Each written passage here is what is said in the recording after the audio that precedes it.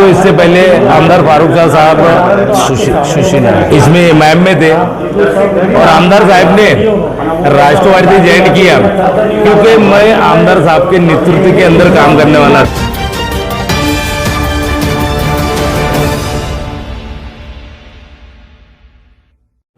आप लोगों को पता था कि 2 दिन पहले या 3 दिन पहले मैंने एक पत्रकार परिषद लिया था। पत्रकार परिषद के अंदर जो पक्ष में था वो पक्ष ने मेरे साथ एक दूसरा भाव किया और आप लोगों को दिखाया था कि विश्वास में लेके काम नहीं किया। वो पीरियड में बहुत ज़्यादा टेंशन में था और मेरी आवाज़ भी नहीं निकल रही है। अनिल भाई निकल रही है ना आवाज़? तो मैं ये दिखाना चाहता हूँ कि ये जो इमाम पार्टी थी वो रिपीट नहीं करना चाहता। जो इरशाद मेरे ऊपर इल्ज़ाम लगाता कि वह गद्दार है, वो इरशाद को दिखाना चाहता हूँ मैं। कितने पार्टी में गए रहे इरशाद? अरे बेटा इलेक्शन अंदर है, तेरी शादी नहीं, इससे पहले मैं तेरी शादी करूँगा, टेंशन मत ले ना है। बोलता कि भाई गद्दार। अरे 2 दिन हो रहे पार्टी में, कितने पार्टी चेंज किया तूने है? पहले राष्ट्रवादी में गया है, फिर इसके बाद में स्टार्ट में यूथ कांग्रेस में मेरे साथ में था वो, फिर इसके बाद में राष्ट्रवादी में गया, फिर उसके बाद समाजवादी में इलेक्शन लड़ा। अरे क्या वोट मिले रहे तेरे को? तेरी औकात क्या है? अरे ये था नासिर पठान जो तेरे को लेके चल रहा था, न तो मेरे जो पार्टी के जो थे इमाम के लोग सब विरोध कर रहे थे। पर मैंने ये देखा कि इमाम पार्टी का भविष्य नहीं है। ये पार्टी सिर्फ जज्बाती पार्टी है। यहाँ जो युवा लड़के, मैं युवा लड़कों भी दिखाना चाहता कि इमाम पार्टी सिर्फ वो युवा, और कभी युवा लोग आप कभी समझ जाएंगे कि बे इमाम पार्टी को चलाने वाला कौन है। इमाम पार्टी को चलाने वाला कौन है कभी आप लोग समझ जाएंगे। जो आप दलित, मुस्लिम, आदिवासी जो ये बोलते हैं कि हम हक की लड़ाई लड़ते, उसके कोई हक की लड़ाई लड़ते, क्योंकि ये जो वोट थे सेकुलर पार्टी को वोट जाते थे। ये वोट काटे जा रहा है बाकायदा, ये वोट काटे जा रहा है। या एक नेशनल पार्टी समझ लो कि अपना तुम्हारी कांग्रेस थी, देखो कुछ भी हो जाए आखिरी में कहा जाता था कांग्रेस को जाता था या राष्ट्रवादी को वोट जाता था। मुस्लिम वोट जाता था एक तो कांग्रेस को न तो राष्ट्रवादी को। पर ये जो पार्टी है एमआईएम, एक ही खासदार है और एक आमदार है पूरे महाराष्ट्र के अंदर और पूरे इसके अंदर। तो यार मैं मेरे लोगों से एक विनती करूँगा, कभी आप कभी होशियार होंगे तो आज भी होशियार हो जाओ, क्योंकि वो गढ़ में मैं रह के आए ले, वो गढ़ में मैंने भी ट्रेनिंग लिए ले। क्या चलता नहीं चलता सब मेरे को पता ही है। देखो सेकुलर माइंड का अजीत दादा पवार, जहाँ हमारे आमदार फारूक शाह साहेब, देखो जाने के बाद में जो डिसीजन जो लिए ले वो गलत डिसीजन नहीं उनका, हकीकत में 1 नंबर डिसीजन है। मैं खुद वहाँ रहने के बाद, आमदार के पास रहने के बाद मैं सोचा कि चलो ठीक है, तो इमाम में ऐसा हो जाए ले कि एक इमाम पार्टी और 50 खींचने वाले लोग हैं, इसको मैं बड़ा बनूंगा मैं। अरे तो क्या करेंगे बड़ा बन के? दुलिया शहर में एक मैसेज ऐसा चला था कि इमाम के 3 टुकड़े हो गए, होल थे 3 टुकड़े। और इसके बाद में ये इरशाद आया, इरशाद आने के बाद में कौन पसंद कर रहा था उसको? कोई पसंद नहीं कर रहा था, ये बाप ने पसंद करा था उसको। ठीक छोड़ो। और ये 2000 की बात बोलता पत्रकार बंधु, इससे 2000 पूछना कि 2000 काहे के लिए दे रहे हैं? अभी कभी बोलूँगा मैं तो लगेंगी मिर्ची है? किसकी आयल थी मेरे पास में 2000? कहीं तूने अभी यार क्या बोलना, अभी बहुत कुछ बोल सकता। 2000 है? उसको 2000 का खुलासा करना बहुत ज़रूरी है। किसकी क्या लायल था उसने, किसको भेजेल था क्या उसकी ये दियल था क्या? देखो जो भी है भगवान ने, अल्लाह ने बहुत दिए ले। इसका 10 रुपये देखो अपन को मालूम है, ये 10 रुपये देता तो दिखाता 20 रुपये, और 20 दिखाता तो 20,000 दिखाता, और लोगों को जो दान धर्म भी करता है, कहाँ से ला रहा है, क्या कर रहा है, छोड़। वो अभी क्या हुआ कि भाई इरशाद जागीरदार देता, एक चेक देता 2000 का, 3000 का, फ़ोटो निकालता, क्या करता, फ़ोटो निकालता। और फिर इसके बाद में कोई दूसरा आया, मैं जा अरे वो नूरा को कॉल कर दो, नूरा वहाँ पूरी दवा खाने में, कोई 10 रुपये नहीं है। 2-4 महीने में कभी 1-2 लोगों को दे दिया तो ऐसा दिखाता कि मैंने बहुत पैसे दिया हूँ, कुछ पैसे से दिए नहीं। देखो भाई, मैं एक ही दिखाना चाहता हूँ, आज सेकुलर माइंड अजीत दादा पवार रखते हैं, मैं राष्ट्रवादी के अंदर शामिल हो गया हूँ, मैं राष्ट्रवादी पक्ष में प्रवेश हो गया हूँ। ईमान से मेरा कोई वास्ता नहीं है, मैं हमको रिज़ाइन दे दिया हूँ, ये बात समझ के चलो। आज मेरे देपुर के मुद्दे देखो, वहाँ अतिक्रमण भी बहुत ज़्यादा है और 50 साल पुराना अतिक्रमण है, 50 साल पुराना वहाँ अतिक्रमण है। आज तक वहाँ जो 8-12 का, चलो गौठन बोलो या कुछ आरक्षण की जगह दो, इतना साल होने के बाद में वहाँ बाकायदा उतारे दिए जाते। हमारे यहाँ दुलिया शहर के अंदर के ज़ियार उठा के देखो, मनवा टाकी के पास का था, 7-12 लगे। अपना ये गणपति मंदिर के आगे का पुल है अपना चंदन नगर है, वहाँ लगा के दिए सब। अभी देखो ये काम जो है आमदार साहब रहने के बाद में, हमारे 1-2 लोग जो हम काम कर रहे थे यहाँ, देखो मेरा बहुत देपुर में बड़ा मुद्दा भी है मेरा। देखो सरकार में रहेंगे, देखो यहाँ मैं एमआईएम में भी आने के बाद में, एमआईएम में रहने के बाद में मेरे को सिर्फ आमदार साहब एमआईएम में थे तो वो हिसाब से निधि मिली, न तो महापालिका की इतनी मोटी चमड़ी है। एक तो बिल डालो, काम बिल निकालने के लिए धक्के खाना पड़ते हैं वहाँ, पर सक्षम है महानगर पालिका के लिए, हम कैसा निकालना नहीं निकालना हम निकाल लेते हो। तो फंड के जो बिल रहते, फंड जो नगर सेवक निधि, एक तो 20 लाख दे देंगे, और एक निधि जो जिला नगर उत्थान रहती है वो 20 लाख रुपए देंगे। अरे इतने देपुर के अंदर, मैं देपुर का दिखा रहा हूँ, और दुलिया शहर में आमदार साहब रहने के बाद में कितने काम किए हैं। आज अपन को काम वाला आदमी चाहिए है। ये फेल होके लोगों की गालियाँ थोड़ी सुनने के, अपन को क्यों सुनना है अपन को गालियाँ लोगों के है। आज जो डिसीजन जो लिया मैंने राष्ट्रवादी के अंदर, आमदार साहब जहाँ रहेंगे आपको दिखाना वहाँ मैं रहना चाहता हूँ, क्योंकि वो लोगों के मार्गदर्शन के अंदर ये जो जितना है ना, जो शहर जो बना ना, सिर्फ आमदार साहब की वजह से बनने में, और जो बनाया है सिर्फ आमदार साहब ने बनाया है हमारे को। और आमदार साहब के काम को सलूट है कि 1 नंबर आदमी है वो। देखो मैं 5 साल कंटिन्यू आमदार साहब के साथ में रहने के बाद में, कोई समाज आ जाए, हर समाज आता है, कभी नहीं कितने का काम है सिर्फ बोलो। पत्रकार बंधु आप लोगों को भी पता है कि जहाँ भी देखो, तुमने भी पिछले 5 साल का टर्म देखे कि हर दिन पत्रकार बंधु पूरे वहाँ उद्घाटन में रहते थे। ऐसा नहीं कि सिर्फ मोमड़े इलाके में हर समाज के काम किए, हिंदू समाज के किए, दलित समाज के किए, भील समाज के, सब समाज के काम किए उन्होंने, कोई काम के लिए। और तो मैं तो ये बोलता था यार आमदार साहब तुम डायरेक्ट लेटर, अरे तो निधि इतने लाते थे ना, और निधि में देखो आज तक इतने एमएलए बटे, कोई एमएलए ने इतना काम नहीं किया हुआ जितना फारूक शाह साहब ने काम किया रहे। कोरोना का पीरियड होने के बाद में भी 1.5-2 साल कोरोना में जाने के बाद में 3 साल में इतना काम कोई आमदार नहीं करेगा, कोई आमदार नहीं करेगा, क्योंकि हमको पता है मैं कंटिन्यू रहने वाला है जिला अध्यक्ष, जब तक था कंटिन्यू मेरे को जिला अध्यक्ष रखे उन्होंने, और उनके मार्गदर्शन में कौन सा काम करना है, क्या करना है, सिर्फ वहाँ अपनी बात रखो और काम होता था। कोई मैं आपको दिखाता है, जिसने कभी अर्जी वहाँ कभी देखे गए एक निवेदन के मेरा साहब ऐसा था, सामने वाले को पता नहीं रहता था, उसको फ़ोन कर देख रहे उसको कॉन्टेक्ट नंबर वहाँ उद्घाटन में जाने का अपन को। तो ऐसे आमदार साहब के काम है। दुलिया शहर में मैं एक आवाम से विनती करूँगा कि राष्ट्रवादी को मजबूत करो। हर वार्ड के आवाम से विनती है मेरी कि राष्ट्रवादी को मजबूत करो। दुलिया शहर का विकास देखो, हमारा सिर्फ विकास का झगड़ा है, और दुलिया शहर के अंदर, पूरे दुलिया शहर के अंदर मेरा ही खुद का प्रचार रहेगा, और जितना हो सके राष्ट्रवादी के हम सीटें निकालेंगे हम। बस इतना बोल के मेरी बात ख़त्म करता हूँ मैं। हाँ, मैं परिचय करा देता हूँ।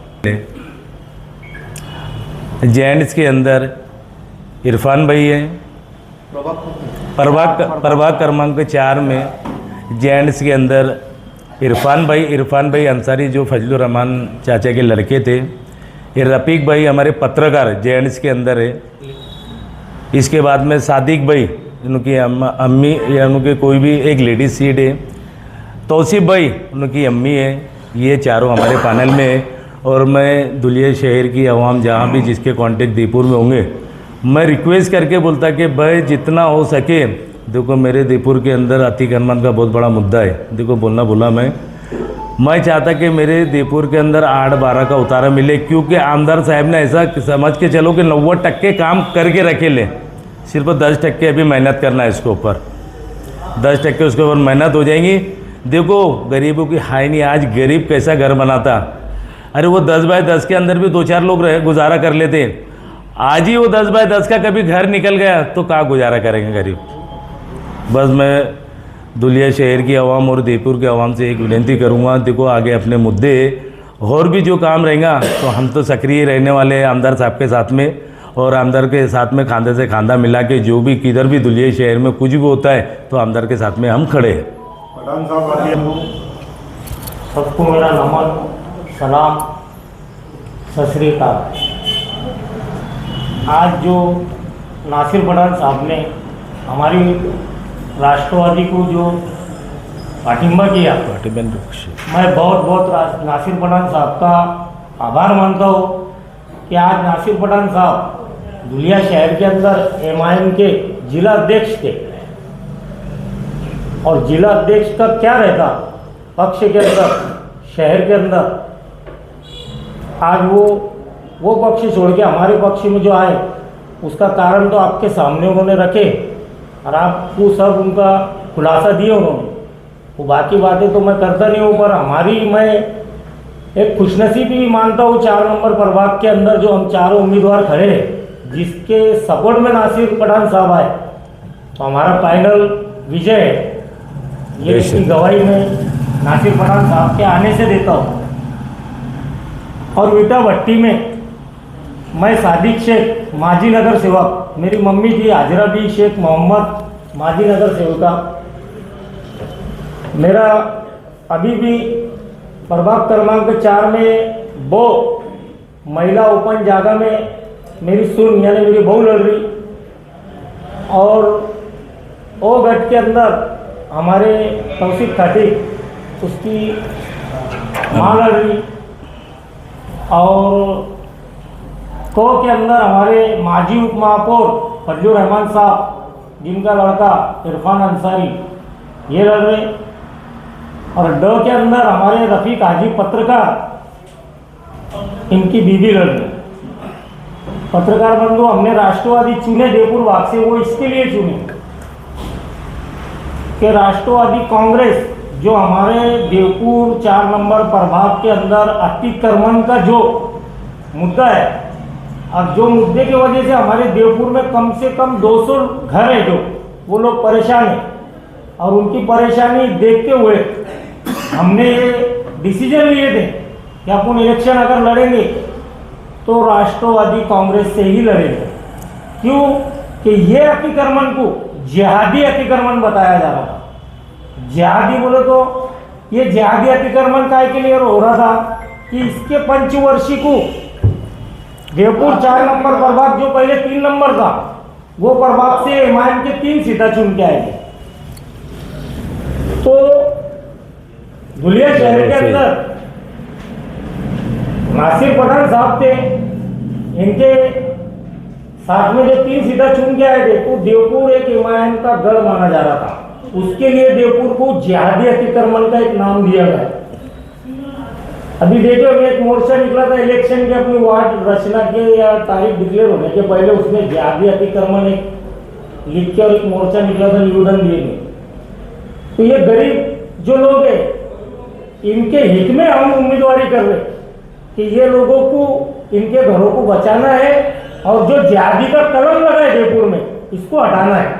क्योंकि हम आज देवपुर के अंदर, मैंने पिछला भी इलेक्शन लड़ा, ये मेरा 3रा टर्म है देवपुर में, कि देवपुर में हिंदू मुस्लिम दोनों समाज के वोट है। पिछले टाइम में 8,000 थे, अभी 4-4,500 है। मेरे पिछले टर्म के अंदर सदाशिव उत्तमराव पाटिल मेरे साथ फाइनल में चुन के आया था कांग्रेस से। मैं माजी नगर सेवक कांग्रेस का था, अभी राष्ट्रवादी में आया। और इसके बाद में सुभाष भाऊ जगताप, वो भी मेरे फाइनल से थे। हमारा प्रभाव हुआ, एमआईएम सामने थी, हमारे जगताप भाऊ का विजय हुआ था। बाकी अभी राष्ट्रवादी कांग्रेस ये पक्ष हमारा चुनने का कारण कि देवपुर भाग में जो जो जाति कलंक ये शब्द जो लगाए जा रहे, देवपुर भाग सभी समाज का भाग है और ये भाग में अभी उम्मीदवारी जैसा हमारा फाइनल बना तो एक अंसारी बिरादरी से सीट लिए गई, एक खाटिक बिरादरी की भी वोट है, खाटिक बिरादरी से लिए गई, एक रफीक शेख है, मैं सादिक शेख है। यानी हमारे में उसको बताते हैं कि भाई खानदेशी बिरादरी के 2 उम्मीदवार दिए जिनका वोट ज़्यादा है और खाटिक बिरादरी को एक उम्मीदवार दिए कि जिनका भी वोट अच्छी खासी हमारे प्रभाग में आई है और अंसारी बिरादरी को भी एक उम्मीदवार दिए कि तो जिनके करेंगे 4-4.5 हजार मतदान है। तो हमने सभी समाज को लेके एक पैनल खड़ा करा हमारा राष्ट्रवादी से और हमारे आमदार फारूक शाह साहब जिनके हमने काम देखे कि उनके आमदार के कार्यकाल में उन्होंने 1300 करोड़ रुपए के काम लाए और उन्होंने काम लाए तो सत्ताधारियों से लाए, कोई एमआईएम की सत्ता नहीं थी बम्बई के अंदर विधानसभा में। उन्होंने अपने संबंध, अपने कांटेक्ट, अपने दिमाग से जुड़ के लोगों से मिल के उन्होंने धुलिया शहर का विकास करे। उन्होंने वहाँ ये निष्ठावान नहीं बताया मैं एमआईएम का है और मैं बस एमआईएम देंगे, वहाँ निधि उनको सत्ताधारियों से ही लेना थी। उन्होंने सत्ताधारियों के साथ अपने संबंध जोड़े के उन्होंने लोगों का विकास काम करे। अभी सभी समाज का उन्होंने विकास काम करे एमआईएम के आमदार रहते हुए। तो आज हम भी वही उम्मीदवारी कर रहे कि भाई हमको सभी समाज का काम करना है और हमारा देवपुर भाग का जो अतिक्रमण है वो अतिक्रमण हमारे लिए बहुत बड़ा मुद्दा है। हमको अतिक्रमण जो लोग परेशान हैं उनकी परेशानी दूर करना, इसके लिए हमने राष्ट्रवादी आपने अतिक्रमण बताया बहुत साहब। अभी ये जो अतिक्रमण है कोई आज का अतिक्रमण बसेल नहीं है, ये सल्लम एरिया है 40 साल पुराना, 50 साल पुराना।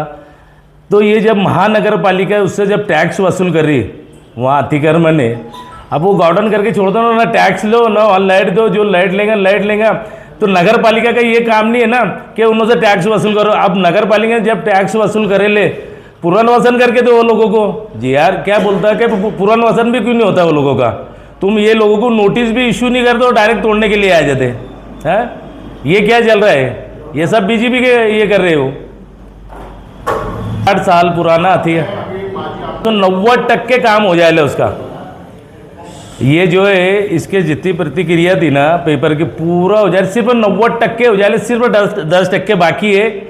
कुछ भरना है, उसका क्या भरना है तो सिर्फ बस उसके अंदर ये हो जाने वाला है। और ज़्यादा से ज़्यादा 4-6 महीने में जैसा चंदन नगर का ऑयल है, सब तरफ का ऑयल है, पुरानी बस्ती है, 50-60 साल पुरानी बस्ती है। और सब में पहला हमारा मुद्दा क्या है, आज ये पैनल है, पैनल के साथ में मैं जुड़ा हूँ और जितना हो सके पहले अतिक्रमण वालों को 8-12 का उतारा मिलेगा इतना। चलो ठीक है, वही पक्षों के साथ में तुमने ये भी सवाल अच्छा किया। वो देंगे ना हम जो वो अतिक्रमण सल्लम 2000 देखो जो भी ऊपर जो गड़ा मुड़ी सरकार जो करे ले, चलो ठीक है। पर आज अजीत दादा पवार देखो, आज भी महाराष्ट्र के अंदर कितनी जगह तो युति नहीं है।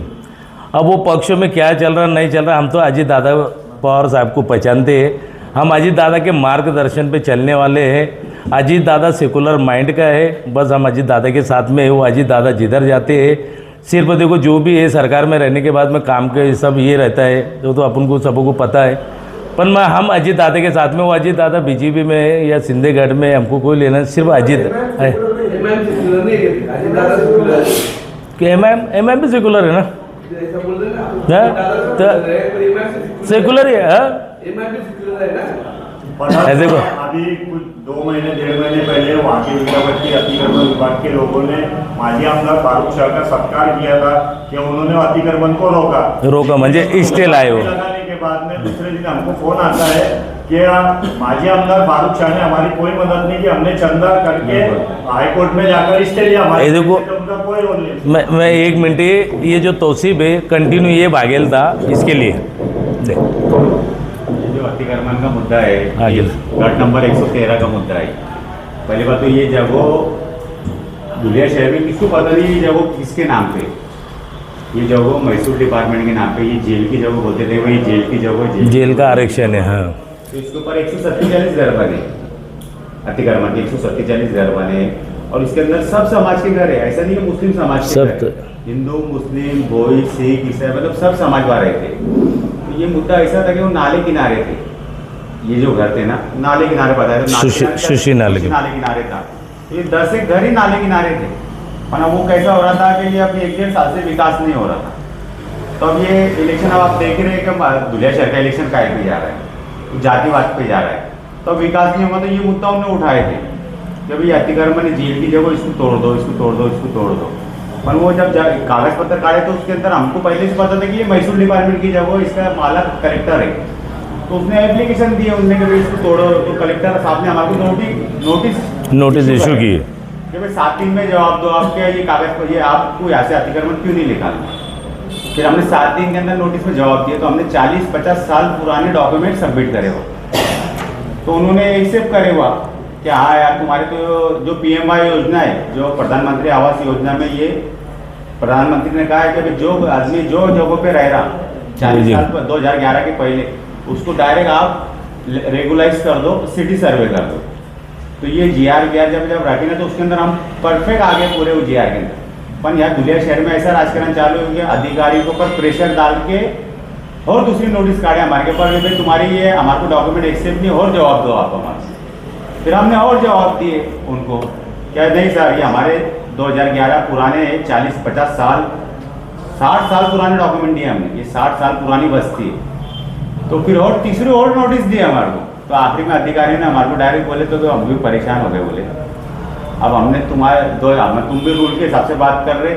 उन्होंने विधानसभा में वो मुद्दा उठाया, वो भी एक कोर्ट है, वो हम उसको फॉलो कर रहे। तो उसके अंदर 52 कोड़े साहब ने बिल्कुल बाकायदा उनको कहा विधानसभा में कि 2011 के पहले के जो घर रहेंगे उसको सरकार का कोई नहीं, सरकार की डायरेक्ट सुरक्षा है। तो इसके अंदर फिर ऐसा मुद्दा चलते रहा। तो फिर फारूक शाह साहब को हमने क्या करा, इसके अंदर एंट्री करा। जब आप जो भी है, हम तो वहाँ तक तो लड़ाई लड़ते लड़ते यहाँ तक आ गए, पर माजी आमदार है, माजी आमदार को क्या करने का, तो अब सत्ताधारी आमदार को ढूंढे ना हमने भी, ये भी सत्ताधारी के आमदार, ये भी माजी सत्ताधारी के आमदार। फिर इनके तौरों पर अजीत दादा के कारण हमने इनकी मीटिंग लगाई, उसमें आयुक्तों को बुलाया गया, शायद तहसीलदार मैडम को बुलाया गया, उनसे बैठे भाई अतिक्रमण का इशू क्या है। तो बोले ये बैठ रहे उसके अंदर, पर उनने क्या लाए, पूर्ण रेशा लाए। आखिरी जब हम रूल में आ गए ना, भाई ये पूर्ण रेशा के अंदर कुछ घर आ रहे हैं इनके अंदर। तो कोर्ट ने भी यही बोले कि भैया पूर्ण रेशा के अंदर ये आ रहे ना, तो कोर्ट ने तोड़ने का नहीं बोली, भाई इनको कुछ ना कुछ उपाय, यानी 14 एकड़ जगह है, अभी ये 3 एकड़ में बसे ना, तो आगे के 3 एकड़ पे इनको तुम बसा दो ना PMI योजना। उनको तोड़ नहीं सकते इनके, जब तक तुम पूर्व वसन करेंगे नहीं, जब तक नहीं। और वो जगह ऐसी जगह पे है कि वो आपको वहाँ पे ही बसा दो उनको 3 एकड़ में। तो उसके अंदर अब ऐसा होगा, ऊपर से उनको इतना प्रेशर था कि वो आज तक हमारे 7 महीने से हम लड़ रहे थे नीचे ऑफिशियली। तो 7 महीने बाद उन्होंने डायरेक्ट तोड़ने की नोटिस दे दी हमारे को, भाई ये 14 तारीख को, कभी तो 13 तारीख को तोड़ेंगे, 14 तारीख को तो हम हाईकोर्ट गए। तो हाईकोर्ट में ऐसा हुआ कि भाई वो गरीब लोग, तो वहाँ हाईकोर्ट में कुछ रकम, अपन को हाईकोर्ट के वकील कैसे कितनी फी लेता आप सबको पता है। उन्होंने हमारे को उतनी अच्छी बड़ी रकम ठहरा, तो हमने सबसे जमा करे, आमदार साहब की भी दिए और स्थानीय लोगों की भी सब 7 महीने से मदद थी, सब करके पेमेंट जमा करके हाईकोर्ट में गए। हाईकोर्ट में हमको सेम डे मैडम ने डायरेक्ट तहसीलदार मैडम को सस्पेंड कर दी थी मैडम, क्योंकि उसको ये अधिकारी नहीं नोटिस देने का, तुमने ये किसके कहने पे नोटिस दे रहे। तो ये ऐसा था कि यहाँ धुलिया शहर में शासन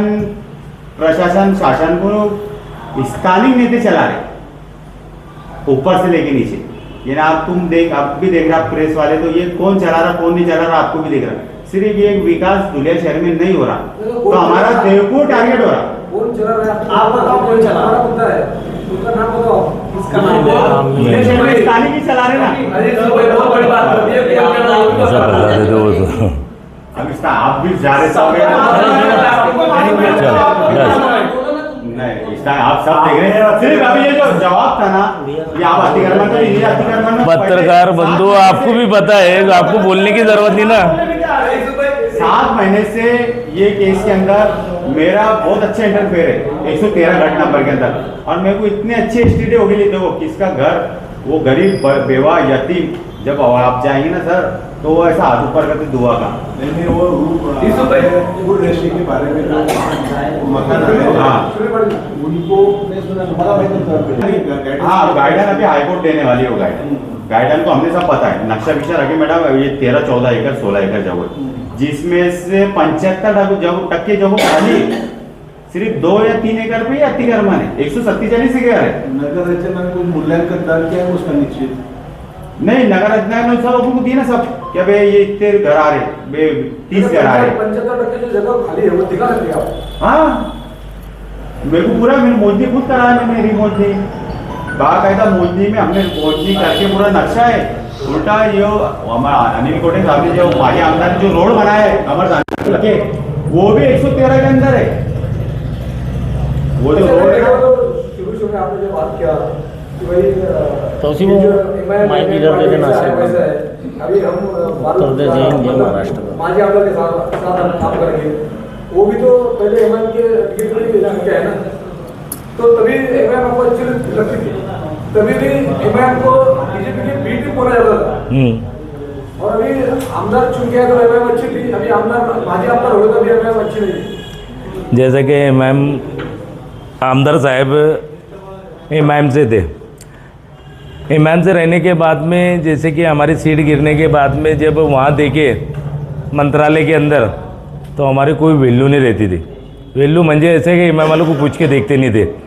आमदार साहब का एक ही मकसद था कि मेरे दुलिया शहर की आवाम का कैसा काम होने को ना।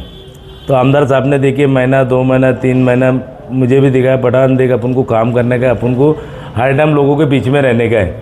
तो आमदार साहब ने सिर्फ विकास काम के लिए अजीत दादा पवार जो आज सरकार में है कि भाई मेरे दुलिया शहर की आवाम का कैसा काम हुआ बस उसकी वजह से आमदार साहब ने डिसीजन लिए। क्या होता है आपने अभी बोले कि तो फिर आमदार साहब का मंत्रालय में चलता नहीं ये भी आप बोल रहे हैं नहीं नहीं बात कर रहे हैं आप। मैं क्या बोलता देखो पक्ष का फर्क रहता।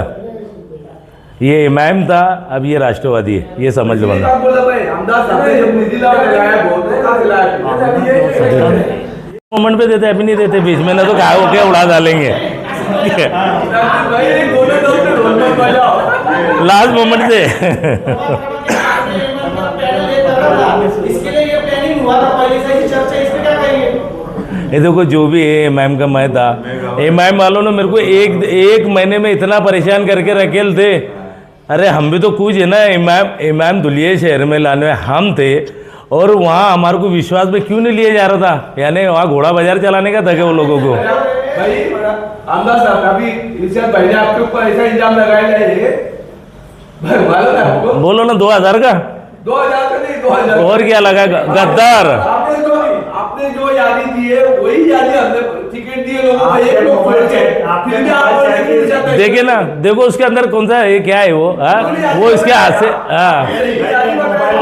मोबाइल मैसेज है उसमें ऐसा बताया कि अकील अंसारी के सामने मुझे डालो और इस्माइल पठान को फाइनल में लो तो फिर आप विरोध कैसे कर रहे कि हमको फाइनल। ये देखो जो भी रहता है हमारा आगरा रोड का पट्टा है इधर जो भी मेरे सामने रहेगा इधर के पट्टे में मैं उसके सामने जाऊंगा तू इधर के पट्टे में तू उधर जा तू इधर कूद के क्यों आ रहा इधर कूद के देखो जो भी है इधर नातेवाई केस जो भी है वो है मैं इधर के पट्टे में रहता दोनों तरफ सेम आबादी है दोनों तरफ सेम वोट है इधर भी 6500 है इधर भी 6500 है मंजे क्या ये इमाम में जाने के बाद क्या करने क्रॉस वोटिंग के लिए तो नहीं करिए सब।